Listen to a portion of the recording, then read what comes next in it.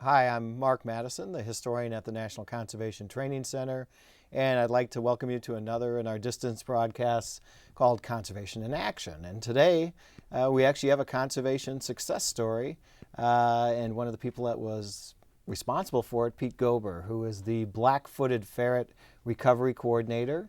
And he's come out here for some meetings and generously donated some stuff to our archives. So Pete, thank you so much for coming out here. You're welcome. Glad to be here. And among the things Pete has brought, we're gonna show you some in just a minute, but he also brought the most recent video done by one of our state partners. And this is a very recent video done by Colorado Parks and Wildlife that gives kind of an overview of the black-footed ferret program. Correct. So with your permission, why don't we start with that, and then we'll learn a little more about you and your work and go on from there. Okay. Great.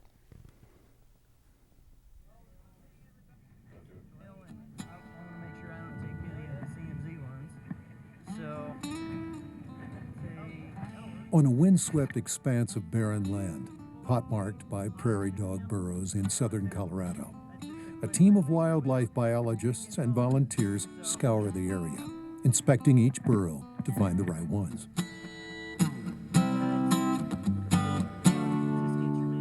The burrows they seek are for the priceless cargo that members of the team carry in small kennels.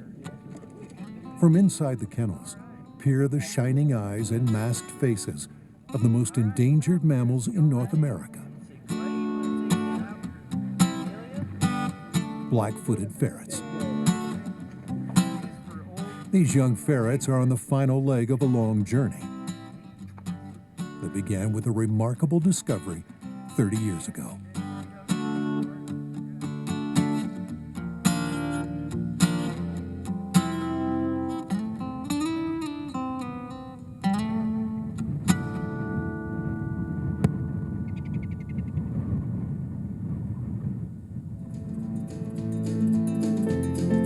In 1979, after a long and devastating decline in their numbers due to habitat loss and disease, the last known black-footed ferret died in captivity. At that time, the only ferret species native to North America was believed to be extinct. Then, in 1981, came a remarkable discovery. A population of 129 black-footed ferrets was discovered on a private ranch in Wyoming. Unfortunately, a deadly plague was spreading through the colony and killing the ferrets. With black-footed ferrets again teetering on the brink of extinction, federal wildlife biologists decided to rescue the remaining 18 ferrets from the wild. Since then, the future of the black-footed ferret has relied upon an extensive captive breeding and reintroduction program run by the U.S. Fish and Wildlife Service. Today, the hub of the far-reaching program is located at the Black-Footed Ferret Conservation Center near Wellington, Colorado. A breeding population of ferrets is housed in large, sunny rooms under tightly controlled conditions. The males and females are housed in separate cages until the time is right for breeding. The Conservation Center produces the greatest number of young ferrets for reintroduction, but other breeding facilities also participate in the program. One of the earliest black-footed ferret breeding facilities is located at the Cheyenne Mountain Zoo in Colorado Springs. The ferrets live in strict isolation in a special building located away from the rest of the zoo. While here, the ferrets undergo cage enrichment exercises, where they are given empty paper bags to help establish their predatory skills. When mature, they're moved from the zoo to the Conservation Center in Wellington for the final stage of preconditioning before being released into the wild. During preconditioning, the ferrets live in special outdoor enclosures that simulate life in actual prairie dog burrows. From inside the enclosures, they can hear and see wild prairie dogs moving about on surrounding prairie. Here, they remain protected from predators while gaining experience in killing live prairie dogs. All black-footed ferrets must experience live kills before they can be released.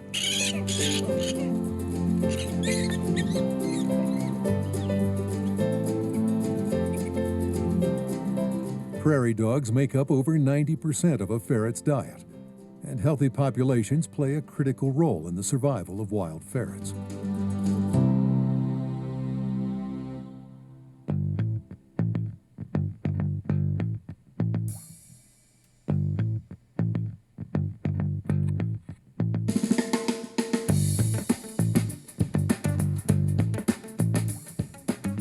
When the ferrets have completed their preconditioning at the Conservation Center, they're ready for release. These ferrets are about to be set free on Walker Ranch near Pueblo. They are the first endangered species to be released in Colorado in many years. Thanks to the combined efforts of Colorado Parks and Wildlife and the Colorado Cattlemen's Association, legislation was passed in 2013 allowing Colorado Parks and Wildlife to participate in the reintroduction of black-footed ferrets in Colorado if the releases take place on private lands enrolled in safe harbor agreements. Landowners enrolled in safe harbor agreements are not held responsible should something catastrophic happen to the ferrets. Monitoring the ferrets is an ongoing effort shared by Colorado Parks and Wildlife and the U.S. Fish and Wildlife Service. Periodically, researchers from each agency will gather at Walker Ranch to check on the ferrets. Two-person crews use GPS tracking to guide them on prescribed routes around the release areas at night. Powerful spotlights probe the darkness, sweeping the landscape and illuminating prairie dog burrows in search of the elusive ferrets. Black-footed ferrets are nocturnal, spending the majority of the day below ground in vacant prairie dog burrows.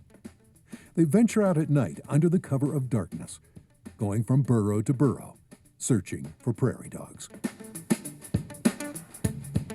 The ferrets now roam free. Survival is up to them. From now on, the biologists and researchers can only monitor the ferrets and hope that the reintroduction efforts and the ferret's natural instincts will ensure the future of North America's most endangered mammal.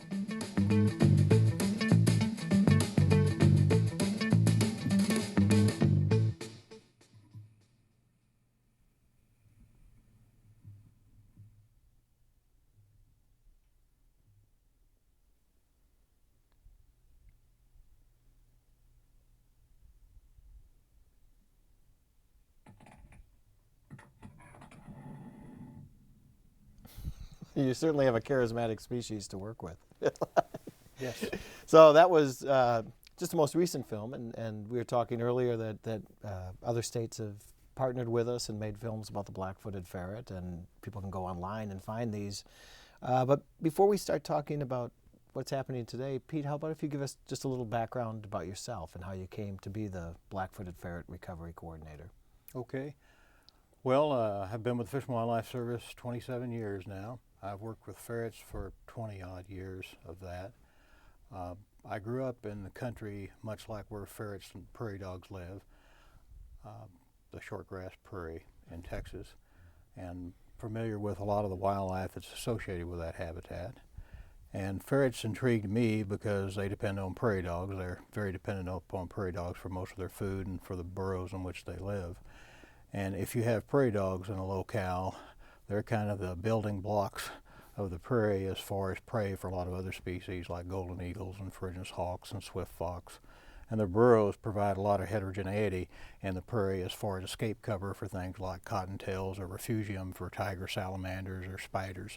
So there's a whole host of wildlife that can benefit from the conservation of prairie dogs, led by the conservation of a more charismatic species, like you say, the black-footed ferret. And when did you come to work on the black-footed ferret program? 1994, so it's been just about 20 years. That was at about the time we inherited the program. The Fish and Wildlife Service inherited the captive breeding program from the state of Wyoming. Wyoming Game and Fish was active in that from when the last ferrets were taken from the wild in the mid-1980s until the time that other states started to get involved. And Wyoming looked to us to get involved in and help with the captive breeding costs related to various states' involvement as opposed to their own. So by 1996, the service was responsible for the captive breeding program and directing the other zoos that participate. About 2/3 of the ferrets in captivity, of about 300, are managed by the Fish and Wildlife Service, and another 100 are spread among 5 different zoos: Toronto, the Smithsonian in Virginia, Louisville, Phoenix, and Colorado Springs. And the reason for that is just to spread our risks. If something catastrophic disease-wise or whatever happened at a particular facility, we still have an ace in the hole with animals at other sites and never lose them all. When you have a species that got down, as the video said, just 18 animals, and we really didn't know what to do with them when we took them into the wild, into the captivity rather, you don't want to risk everything in one place. Spread the wealth, basically. And the risk. Yes.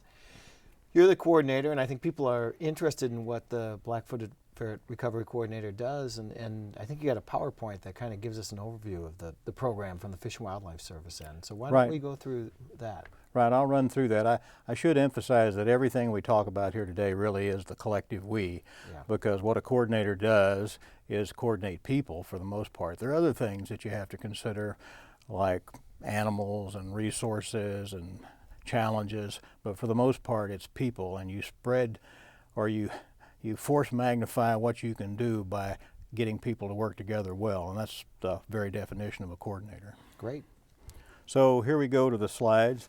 I just went to an old PowerPoint. I've done this so many times through the years that it's become almost rote, so please ask me questions if I leave something out that's quite obvious. So here's the update as of August.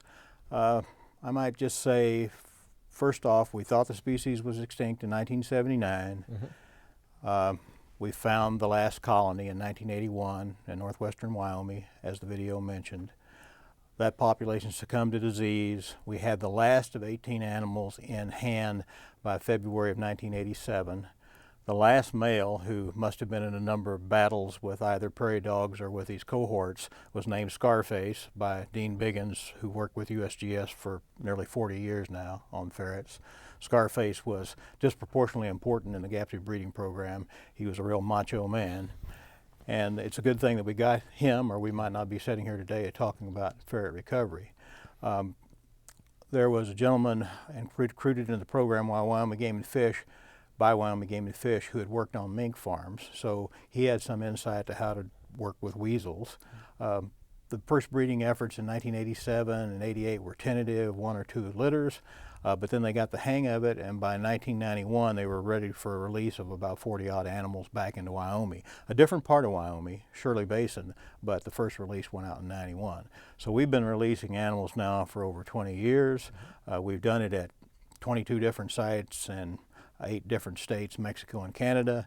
There are a few hundred ferrets in the wild. We've released thousands. We kind of think we know what we need to do, but whether we have the will for the long term to do it and keep what we have through management is a question. So to the PowerPoint, I guess. This is a pretty elusive species, partly because of the vastness of the Great Plains and how few people live there for so many years. Even the people who had those last ferrets at NCTC didn't realize they were on their ranch. Their ranch dog had to bring a dead one home to let them know that they had a species there. Even though they'd lived and worked on the land for a couple of generations, they didn't know they had. And we should pause to mention the ranch dog's ferret is now on display at the museum here. Correct. So if you want to see the ferret that started the recovery program, he's at the NCTC Museum on display in a very prominent place, and we really want to thank you guys for sending it down here. Well, it's great to have it here. It'll be safe here because through the years it's bounced around from a number of different places. One story brought back from the Hogg family, whose ranch it was found, was that at one time it ended up sitting in a dumpster and behind an establishment in NCTC, and it was rescued. Oh no! So it's good to have it here. We won't do that. We'll keep it under glass. So we've put ferrets out at a lot of places. We've kind of learned the techniques. I'm going to talk a little bit about the biology of the species, the management needs, and the political conundrums raised by prairie dogs as principal prey, because prairie dogs come in conflict with the domestic livestock grazing needs of many ranchers in the West. So this is where ferrets and prairie dogs live, from Canada to Mexico and from pretty far east to beyond the Rocky Mountains. Most of the black-footed ferrets probably live where black-tailed prairie dogs occur. It's more mesic habitat. And when you see a prairie dog town in blacktail country, you know you're looking at it because they clip the grass short in order to avoid predators. This is a country of extremes. You'll have wet years and you'll have dry years. Sometimes the prairie will look like the top of a pool table. Other times it'll be knee-deep grass. In the whitetail and Gunnison's country, we've found with the reintroductions we've conducted there that it takes more ferrets for more years to get them to stick because of the cycles of both disease and drought. Blacktail prairie dog reintroduction, or ferret reintroduction in blacktail country is a bit more straightforward. Typically we'll put out 30 to 40 animals for 1, 2, or 3 years, and a population will take off and be sustainable, unless you have disease problems which can knock you right back down to zero. And that's the biggest nemesis for ferret recovery, is an exotic disease, sylvatic plague, which came into North America about 1900. And although it's an invasive species, it's a little bitty bacterium, and it doesn't get the attention that some of the more obvious and invasive species like starling or whatever. So little critter's only a couple of pounds. Its prey is about the same weight. Its average lifespan in the wild is less than 2 to 3 years. In fact, at one study area it was about a year. They reproduce the first year. They have fairly large litters, 3 to 4 kits. I often say that they're not a cottontail. They're not as prolific as a cottontail rabbit, but on the other hand they're better than whitetail deer, so you can imagine how quickly you can fill up the habitat if you get animals out there. Every place we've put ferrets out over the past 20-odd years, we've had ferret young the next spring, except for one site in Arizona where disease hit midwinter, and we lost the population. So ferret recovery is basically an instant success. If you've got prairie dogs and add ferrets, it equals success, if you can keep them on the ground, on the landscape, through disease management. So what else about black-footed ferrets? High productivity, short lifespan. They live at night. They get out at night. The prairie dogs are out during the day. One of the reasons they're able to handle prairie dogs as well as they do is they wake them up from when they're asleep. And a prairie dog's a bit groggy, and a ferret can get him by the throat and use his legs to wedge against the side of the burrow. And remember, this has all happened in a vast American prairie in the black of night, 10 feet underground. So the ferret has the advantage over the prairie dog in that situation. I talked a little bit about this, but I guess I'd like to emphasize it again. It's not about the ferret. It's an apex species in a landscape. We might not miss it over the long term, but we would miss prairie dogs, because prairie dogs provide that basic food component. They convert grass into protein for all those other species that may at some point in the future be at risk. And some of them are at risk now, from mountain plover to burrowing owls to swift fox to golden eagles to ferruginous hawks. So you don't just get a twofer if you get involved with ferret conservation. You get a multi-species impact from your efforts. These are a few of the species that are involved. I guess I might mention that what an incredible animal prairie dogs are, and ferrets by extension. They survive in an environment where you can have 10 inches of rainfall or 30 inches of rainfall from year to year. You can have bison coming through your prairie dog town and stomping it to smithereens. You can have all these dramatic things happening. Prairie dogs have been known to communally nurse neighboring females young in a given year, and yet later in the year when it turned dry, cannibalize their own young in order to survive. Wow. So they're not just R or K selected species, they're both, and they can flip a switch in a moment. And that was a great strategy for black-footed ferrets until we intervened with a lot of other impacts, which we'll talk about here in a minute. But from an evolutionary standpoint, they designed themselves to occur on a habitat that could change so remarkably that a female ferret will occupy in blacktail prairie dog country 100 acres. And defend it from other females. So we need about 1,500 to 2,000 acres of continuous prairie dog habitat in order to provide for reintroduction and in order to get the minimum subpopulation we'd like to have of about 30 adults. So if you have a 2-to-1 sex ratio and 20 females and 10 males, and you multiply that out by 100, that's how you get the 1,500 to 2,000 acres of habitat. If you think about that, though, why would a ferret that weighed 2 pounds need 100 acres times 30 or 40 prairie dogs per acre? Well, they're designed to deal with the worst possible experience they could have, which is the 10-year drought or maybe the 500-year drought. They've made it through those evolutionary narrow places and still managed to survive. That's kind of a remarkable species. So what happened to ferrets? I'll talk a little bit about the impacts that have occurred historically here in a moment to reduce them, but suffice it to say, they lived in a big country. They were pretty well spread out, and we did a number on that collectively with settlement. We had no wild ferrets, naturally occurring wild ferrets, after 1987 other than those we reintroduced. I just pause here for a minute to talk about all the species the Fish and Wildlife Service works with and how difficult it is to recover a species once you've gotten to the point to where you list it. We don't have many opportunities to bring a species back. This is one that the equation is pretty simple. A plus B, ferrets plus prairie dogs equals success. There are a couple of challenges there that have to be met, but they're doable in terms of meeting those challenges. So where we get an opportunity to address that kind of species, we should, because some species, the habitat is gone and it's not coming back, and these species are going to have a much more difficult time getting off the list. And we have hundreds and thousands of species listed here. We should take every opportunity to finish up the job. A couple of quotes here in terms of the disparity when we were working with all our partners in the 1980s. We had this remarkable opportunity. It was a steep learning curve. We made some mistakes. There was a lot of finger pointing. People were upset with each other. It took 20-odd years to get everybody on the same page again. And the latter quote there says that we have turned that page. Right now we have a recovery team that's made up of all the states involved across the range of the ferret, 12 different states, quite a few different tribes, and the tribes have played a disproportionate role in ferret conservation because they have such large landscapes with quite a few prairie dogs. And we have non-governmental organizations ranging from the conservation groups like World Wildlife Fund and Audubon and Defenders over to the other side with the Wyoming stock growers and the Colorado cattlemen. So recovering that trust to work with people has been critical. There's just a list of a number of the people involved.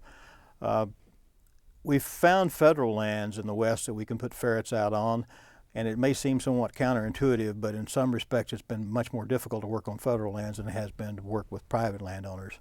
But the states have been very engaged, the tribes have been very engaged, the zoos have been long-standing partners. They organize themselves under a species survival plan under the American Zoo Association. They've been in it for the long run. They're able to breed animals and see the fruits of their efforts in terms of releases and populations being established on the ground. So that's a super plus for them. Della Gorell, who's the chair of our SSP group, who works at the Cheyenne Mountain Zoo, has often comments on the fact that, well, what do you do with tigers? I mean, if you breed them. So there are selective breeding programs with zoos where they don't breed because they don't have a place to put them. With ferrets, it's breed them and we'll put them out and we'll try to get them stick. There's plenty of habitat left in the West. Lots of prairie dogs. Even though they've been diminished materially, there's still a lot of places for us to meet the recovery goal for ferrets. So this is where we put ferrets in all the states and sequentially by year. We're anticipating cranking that up to a half a dozen sites per year through the efforts of all our partners and the development of a new programmatic safe harbor agreement, which the Fish and Wildlife Service has developed to remove the threat of any concerns by private landowners. Basically, we've told them, if you would be interested in ferret recovery, please join us. If you decide you'd like to back out, we'll let you back out, no harm, no foul. And what we found by giving folks that latitude, they're all willing to come into the tent because they know they can get out if they want to. Shirley Basin is one of the bright stars of ferret recovery. We had a tough time getting started there, and then we had some disease problems, but ferrets have come back there big time. Aubrey Valley, Arizona took a long time to prime that pump to get ferrets on the ground there. We had wonderful success at Kanata Basin in South Dakota, number 4 there. until plague hit South Dakota for the first time in 2005. Ferrets took off there exponentially, and at one time we had as many as 300 ferrets on the ground at that one site. Our recovery goal is 3,000 adults scattered across these 12 states. So we feel like the recovery goal is within reach within 10 years. We just have to have a way not to backslide from these disease events that hit us at these different sites from time to time. I've used the analogy of ferret recovery is not going to be like wetland conservation. You're not going to save a wetland in a place forever. It'll always be there. And this dramatic landscape, it's going to be like conserving akin to blinking lights on a Christmas tree. You're going to count populations at any given point in time, and 10 years later you may have populations at different sites persisting for different lengths of time. And that is a whole different challenge as opposed to something in time and place and perpetuity.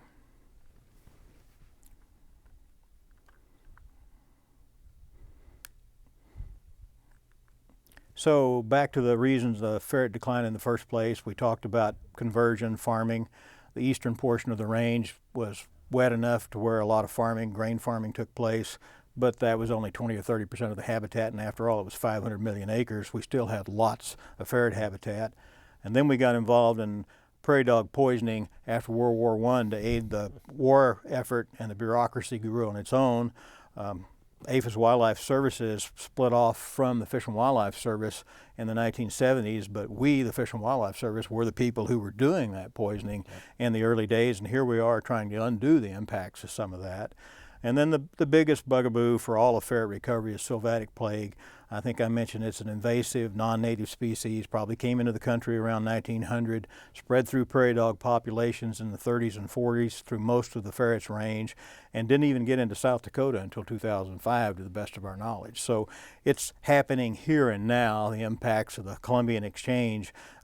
We're still seeing the impacts of these invasive species from the old world. So here's just an example of the sort of thing you see out west where prairie land is converted to agriculture. Here's just an example of how enthusiastic we were about poisoning prairie dogs and all the better living through chemistry toxicants that we used. And getting to plague, this is the plague doctor in medieval Europe. When this same disease impacted humans, there was the thought that since birds didn't contract it, if the physicians or caregivers dressed up like birds, then maybe they could fool the gods and they would not catch plague. I've also read that they stuffed the beaks of these particular costumes with herbs in order to offset the smell of death, and as a result the plague doctor costumes that you see sometimes emerge from that.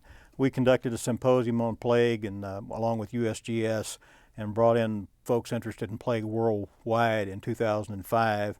The National Wildlife Health Lab, USGS, used to be Fish and Wildlife Service, Dr. Tony Roque has been involved in developing both a vaccine for ferrets that's injectable and a new vaccine that's in a bait form, just like toxicants, ironically, that can be spread for prairie dogs, which may protect prairie dogs from plague and help us keep these ferret recovery sites intact. So a little bit more about the plague, because it's such an important part of ferret recovery. When it rains, you have more fleas. That's problematic in terms of vector exchange for plague.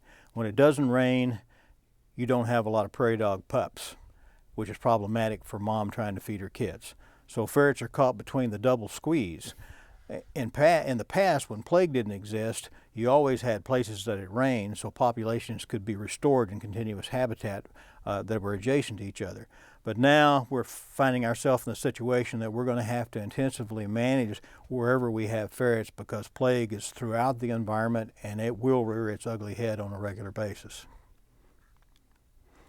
So we pretty well got squared away with captive breeding. We know how to breed ferrets. We've bred thousands of them. We've reintroduced thousands of them. We figured out how to monitor them and count them in the field. Lots of baby ferrets every year. They go outside in pens, as was shown in the video, to learn how to go in and out of burrows lickety-split so they won't get caught by a predator. And the Also learned to get exposed to prairie dogs. They seem to be pretty much innate killers. We're not sure how important the value of exposure to prairie dogs may be.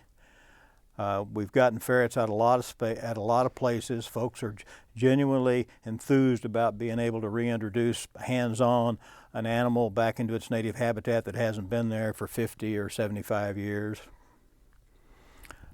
We found that we've got, in order to keep those populations, we've got to count them and monitor them, and all the animals we provide for reintroduction are vaccinated for plague subdermally, but it's not passed on through antibodies to the young, and so any animals that are handled receive this plague vaccine for the individual ferret. Working with landowners on the land, though, I mentioned the programmatic safe harbor. The regulatory assurances have been really important. If you're worried about getting most of your grass into cows that'll help you make a living, you're going to point to prairie dogs in a dry year, whether the drought's primarily most importance for the lack of grass or not. So we're going to have to find a way to make ranchers comfortable in an economic way, and NRCS has been, Natural Resource Conservation Service, has been a big help in that. They have emerging programs that are helping with that. APHIS Wildlife Services has helped us keep prairie dogs out of places where they don't belong if they're a nuisance for a neighbor. And APHIS has also been very critical, along with the Madison Health Lab, in working with plague management. Great sign in Rapid City, South Dakota, the South Dakota Stock Growers Association. If you can ask these people what they need and try to work with them, they can provide a lot of benefits to wildlife on the ground. There's no doubt about that. And we did involve a number of those folks from Wyoming stock growers and Colorado cattlemen in particular here at NCTC in a planning meeting for this programmatic safe harbor several years ago. I just heard yesterday from Wyoming stock growers at a meeting downtown that they appreciated the fact that they were involved from the get-go on this.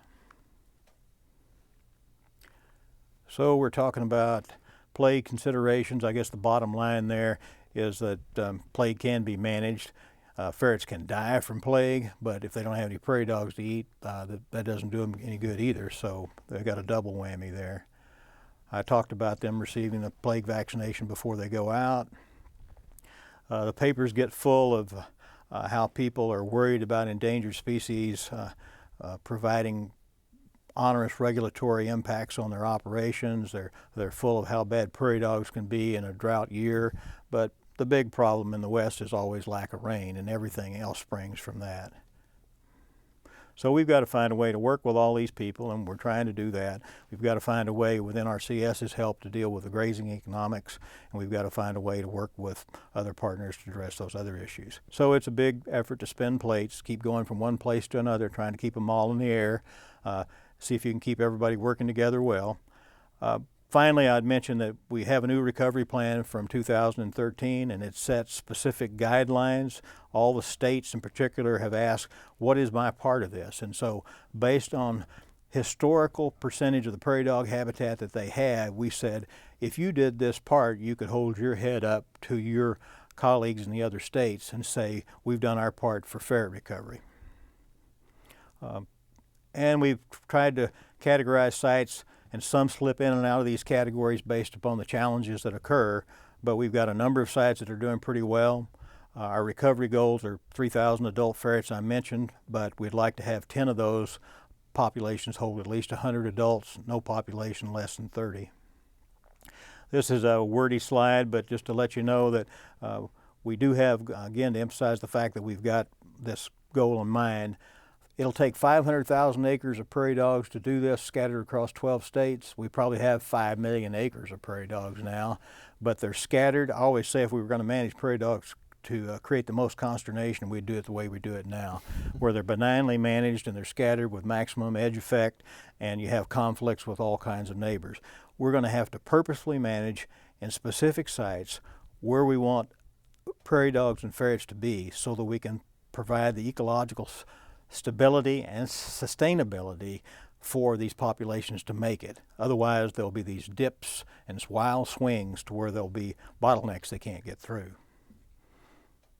So that's the last of the slides. That was fascinating, actually. And one gets the sense from what you described, there's a lot of back and forth with the population. At one point you said you've put thousands in the wild, but what do we have, 300 or so? A few now? hundred. So it's an ongoing challenge. And It is, and it depends on whether you count them in the spring or whether you count them in the fall. And we were purposely looking for adults in the spring. We've had when we first started with this, we were hoping for a 10% survival over winter because we figured winter would be a bottleneck or a tight spot for them to get through. I know we've had as high as 75% overwinter survival at some sites. Randy Matchett at UL Bend Refuge in Montana one year tracked 16 females pretty closely, and he had 12 females make it until the spring. So on average, we think we get about 50% overwinter survival. But when you've got a 2-to-1 sex ratio and they can have 3 to 4 kits, these populations can expand fairly rapidly. People oftentimes forget endangered species restoration is a craft and requires tools. And you very nicely brought some of the tools of your trade out here to NCTC, and I wonder if we could look at some of these and Sure. you could tell us what they are. We can set it up on the table, I All right. suppose. I think this one's going to be pretty obvious. There we go. Red to red and black to black. If this distance broadcast ends suddenly, we've hooked it up wrong. That's right.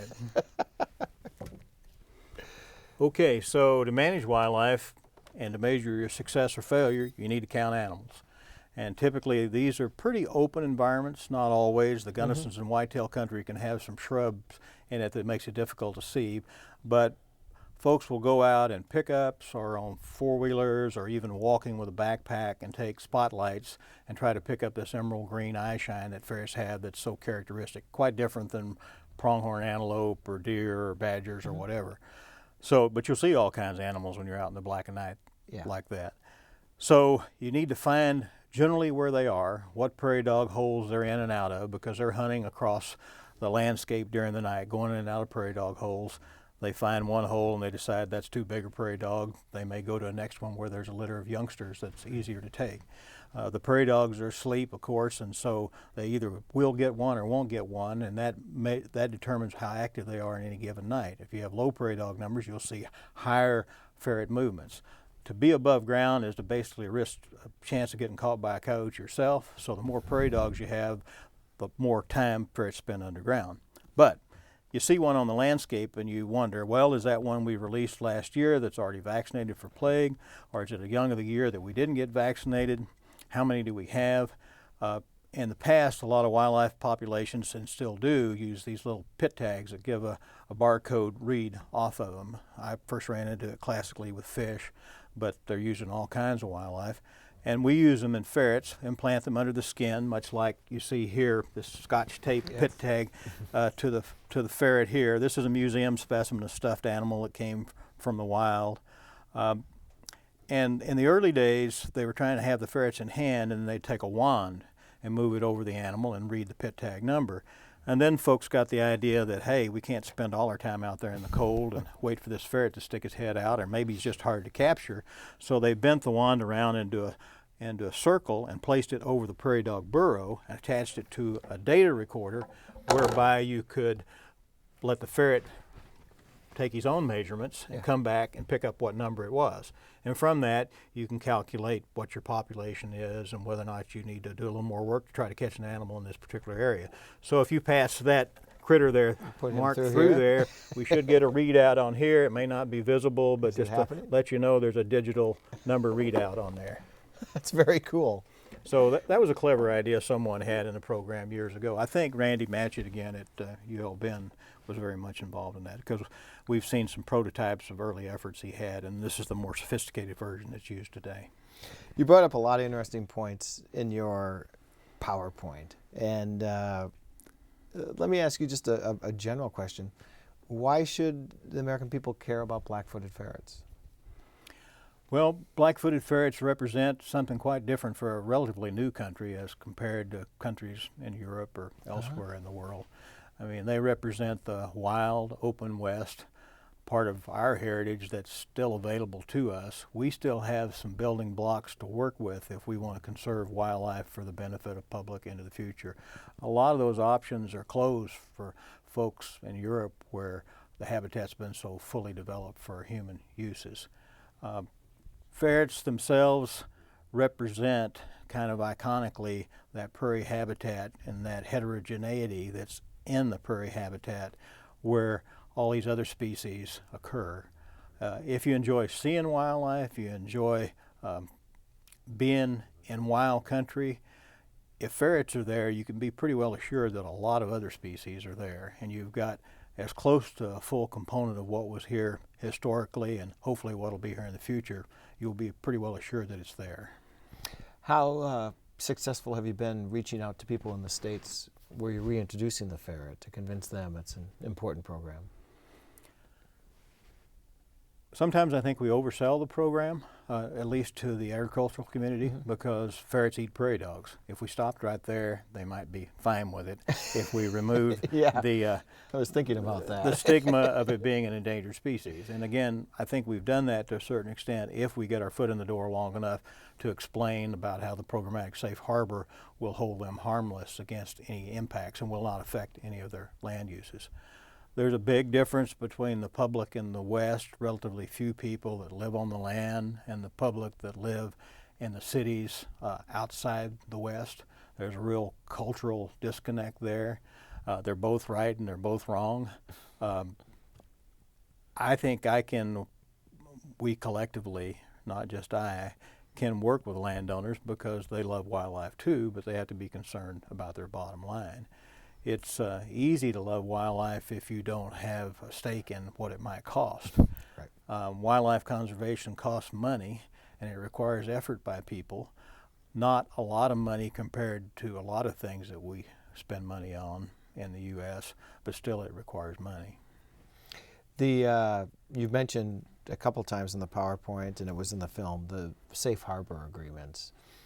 Has that made it easier to work with private landowners? It has. We had collectively, NRCS had the applications, but we worked closely with them and the state of Colorado and others.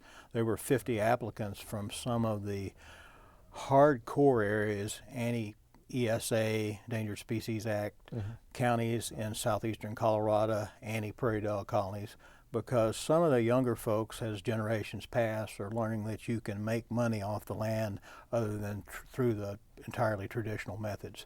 There's ways to bring in money from hunting, there's ways to bring money in from classic cattle raising, there are niche markets, specialty markets, and in a way, wildlife conservation is one of those niche markets. The general public wants to see ferrets and prairie dogs and other species maintained on the landscape, and if the land is owned by individuals, then they deserve some sort of compensation if they're willing to modify their activities to meet that need. Are people doing ecotourism to see black-footed ferrets?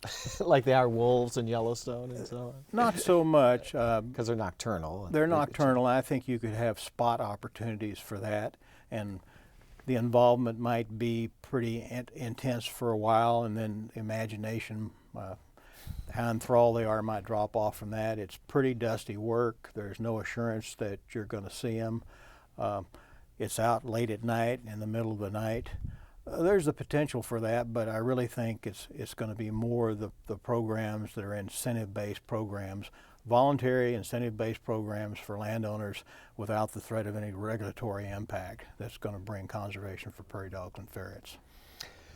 Now, you mentioned the ferret's almost entirely dependent on prairie dogs as its food source. How are the prairie dogs doing?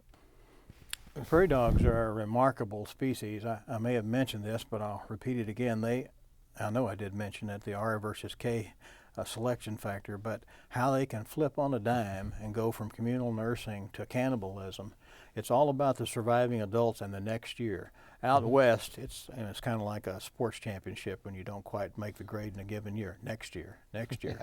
You're always hoping it's going to rain next year or in a different place if it didn't rain this year. So prairie dogs went from vast areas to a fraction of that. The estimates are 95+% of all prairie dogs were either lost to land cultivation, poisoning, or plague. And many of those colonies are fragmented small and never sustainable in one place for a very long time because plague may hit them. So they're vacillating all the time. But in a gross sense, there's 10 times as many prairie dogs out there as we need for ferret recovery. But the problem is none of those prairie dogs are necessarily being purposely managed, so they never maintain the stability that's needed for wildlife. Is there a way to make them more stable? Or Well, there is, and that is to engage, in the case of private landowners, to engage them to where they don't poison them, because there's a value there for them, and if there's a way to maintain them in terms of being able to resist this disease. Right now, the way we deal with plague management is we use an insecticide to control fleas, which are the vector for plague. It's a pretty expensive proposition and logistically difficult, because you have to go around and squirt dust down each individual prairie dog burrow, and that is tiring, and it can be interrupted by thunderstorms and wet roads where you can't get out, and you need to get out at an optimum time, because when plague decides to move, it can move very, very quickly. The sylvatic plague vaccine that the Madison Health Lab is working on, that we talked about, that might go into baits, potentially it could be dropped from the air, and you could move very quickly to address a plague outbreak, or prophylactically, more likely, put plague vaccine out in the areas where you hope to recover ferrets. And I'll stress again, the area we need for ferret recovery is 1/10% of the potential prairie dog habitat that's in the West now. Only 10% of the existing prairie dogs out there. They just got to be bunched up in large enough sizes to be of ecological value, and they got to be sustained where temporally there aren't those wild variations. Well, let's talk about that in some more depth, because my guess is this habitat is not wildlife refuges, or it'd be much easier for us. Where are these remaining large, intact prairie dog tracts where we could potentially reintroduce ferrets? Tribal lands are very important. In the northern Great Plains and in the Southwest, we've had a half a dozen reservations involved in ferret recovery. When you think about that, we've had one national wildlife refuge involved, one national grassland involved, 2 national parks.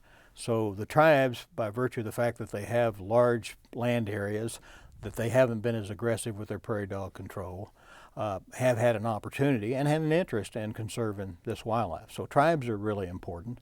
The federal lands, although they're vast, the folks that have the grazing leases on those lands constitute a large number of stakeholders, and in the whole regulatory process related to management of those lands, you have a lot of voices, any one of which politically can cause issues related to something like the reintroduction of endangered species. So we have found that going to an individual landowner whose word is his bond, and who pretty much is the ruler of his own roost, no one else is going to tell him what he's going to do with his land. And if you can make it amenable to his interests, one, you're not going to take away his firstborn because of the Endangered Species Act. You've removed the regulatory stigma, and you found a way to offset the impacts from the loss of grass to prairie dogs. It's a way to diversify your income stream. If 10% of your ranch, and there are large ranches in the West, as you know, if you've got a 25 or 30,000 acre ranch and you had a couple of thousand acres of prairie dogs, and they were in rough country or up against a neighbor that didn't control his prairie dogs, and you just never were able to get rid of them, and you never got that particular pasture managed to meet your livestock interests, then if you were to dedicate that, rather than swimming against the flow, swim with the flow, and find a way to work with NRCS and the Fish and Wildlife Service and the State Game and Fish Agency and Avis Wildlife Services, and find a way to say, okay, if prairie dogs get outside these bounds, we'll find a way to contain them. We're going to manage for disease in this area. You're going to get an offset payment because of the loss to your livestock, and don't worry about the regulatory concerns.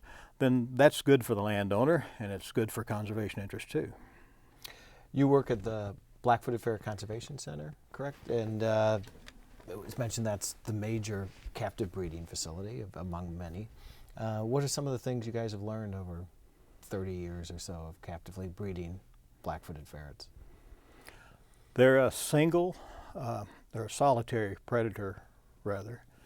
They only come together at breeding, males and females. The females defend territories from each other. So just by the nature of logistics, you house these animals relatively close together. And we haven't learned everything there is to learn yet, because we're only getting about 50% whelping success out of the females. And there have been concerns about decreased sperm quality. There have been concerns about disturbance during the gestation or whelping process. My own guess is you don't put solitary predators that close together and not have some behavioral impacts on suppressing production of young. So we really can't have buildings as large as the prairie, so we have to make some compromises. And what we're doing is enough to turn out a lot of ferrets. And so far, we've gone through this phase of having too many sites and not enough ferrets, and then too many ferrets and not enough sites. We're hoping, always striving to reach some kind of balance there. But we could support 6 new reintroduction sites annually each year for the next 10 years. And even we have experimented with translocating ferrets from wild-born ferrets from site to site to jumpstart other populations. So we think if we get the right management prescription in place and we can fund it, then there's a way to delist the species in 10 years. We've been doing nickel and dime conservation with ferrets. As much has been accomplished, and all credit to all the partners, it's been nickel and dime up to this point. And if we want to hit the big time and start doing it in silver dollars, we've got to find a way to do more sites. Rather than the 20 sites we have now that are coming and going because of all these challenges, we need 100 sites that we can bank on that have adequate management. We're just about out of time, Pete. You've covered a lot of stuff, and the last thing you said was a fairly positive outlook. We actually have the capability of recovering if we have the will. But do you have any last message for people that might just be learning about black-footed ferrets or not as knowledgeable as we wish they were? Well, this is one we can do. So we can have a real success story. That's right. Do you think we will? I mean, what do you think 10 years down the line it's going to look like? I think we can do it, and one of the reasons I think we can do it is because we've come to realize how much money it takes to put Humpty Dumpty back together again. It's not easy, and we're working with species now like sage grouse and lesser prairie chicken, and the numbers they're coming up with for long-term conservation have started to make ferret recovery look reasonable, in fact cheap compared to some of the efforts conducted there. There's a national rabies vaccination program that is more expensive that's being conducted now than what it would likely take to manage plague at these sites. So lots of things are happening, and we're watching all around us, and other folks are watching us, and you live in a new environment all the time, and what didn't seem possible a few years ago, it seems possible now. So I think it can be done, and that's the reason I think our partners have stayed engaged as much as they have. We have a recovery team that involves 30-odd partners, and a half a dozen subcommittees under that. I've seen the reintroduction subcommittee, the conservation subcommittee, hold meetings over a 3-day period, and on Saturday afternoon, 50 people still in the room. So there's a lot of enthusiasm for this at all sorts of levels in the various agencies. Well, it's already a positive story, Pete, because we had a species we thought was extinct in '79, and now there's hundreds in the wild, and possibility of future delisting if we only have the will and funds to do so. So thanks for sharing this. It's nice to have an endangered species going in the right direction. Thanks for sharing and donating some of the tools of the trade to the archives and the iconic ferret that was recovered by the ranch dog and kind of spearheaded the recovery. And thanks for all the work you're doing. Really appreciate your time. Thank you. And we'd like to thank all of you for tuning in for another Conservation in Action. And we appreciate your time also.